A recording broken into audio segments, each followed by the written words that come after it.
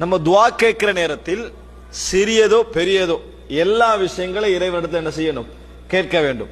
ஆனா நம்ம அப்படி என்ன செய்யறது இல்லை, துவா கேட்பதே இல்லை. நம்ம பெரும்பாலும் எதை கேட்போம், ஆக பெரியதையும் கேட்க மாட்டோம், மிகவும் சிறியதையும் கேட்க மாட்டோம். ஒரு மீடியமான விஷயங்கள் தான் என்ன செய்யறது, துவா கேட்கிறது.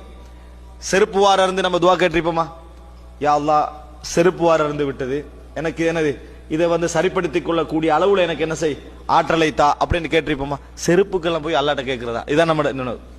செருப்புக்கெல்லாம் போய் அல்லாஹ்விடத்தில் கேட்பதா.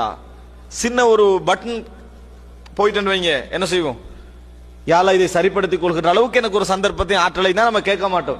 இதுக்கெல்லாம் போய் அல்லாட்ட கேட்கிறது, இதுக்கெல்லாம் போய் பொஸ் அலட்டுறதான்ற மாதிரி, முதலாளியை போய் இதுக்கெல்லாம் கஷ்டப்படுத்துறதா மாதிரி அல்லாஹ்விட்ட என்ன செய்யறோம், சின்ன சின்ன சின்ன விஷயங்கள்ல எல்லாம் நம்ம என்ன செய்யறதில்லை, இறைவனிடத்தில் கேட்பதில்லை, பெரியதும் கேட்பதில்லை. நம்மள யாராவது யா அல்லாஹ் எனக்கு ஒரு பெரிய ஒரு வாகனத்தை தா அல்லது ஒரு விமானத்தை தா துவா கேட்டவங்க வைக்கிறோமா, விமானம்லாம் நம்மளோட வருமானத்துக்கு என்ன செய்யாது, சரி வராது. அதனால அல்லாஹ் நம்மளுக்கு என்ன செய்ய மாட்டான், தரமாட்டான். நம்மளோட வருமானத்துக்கு ஏற்ற மாதிரி தான் அல்லாஹ்வுடைய துவாவும் என்ன செய்யப்படும், அங்கீகரிக்கப்படும். அதான் நமது சிந்தனை. நம்ம எது துவா கேட்போம், உதாரணத்துக்கு சொல்வதாக இருந்தால், ஒரு வீடு வாங்குறதுக்கு இங்க நீங்க உழைக்கிறீங்க, லட்சம் ஒரு வீட்டுக்கு போகணும் வைங்க, 15 லட்சம் உங்களோட கையில இருக்குது, 5 லட்சத்துக்கு துவா கேட்போம். யா அல்லாஹ் ஒரு மாதிரியா 15 அரேஞ்ச் பண்ணிட்டேன், மத்த 5க்கு நீ தான் உதவி செய்யணும். அப்ப ஆரம்ப 15க்கு யார் செஞ்சது, அதுவும் அல்லாஹ் தான். ஆனா இவர் என்ன நினைக்கிறாரு, இந்த 15 நான் முயற்சி எடுத்தது, இன்னொரு 5க்கு யார்கிட்ட, அல்லாஹ்ட்ட கேட்கிறாரு. 15 ஒரு மாதிரியா என்ன செஞ்சுட்டேன், அல்லாஹ் எப்படியோ அரேஞ்ச் பண்ணிட்டேன், நீ அடுத்த 5க்கு நீ தான் என்ன செய்ய வேண்டும், உதவி செய்ய வேண்டும். அப்ப அல்லாஹ்வுக்கே நம்ம என்ன செய்யறோம் தெரியுமா, ஒரு ஹெல்ப் பண்ணி தான் துவா கேட்கிறோம்.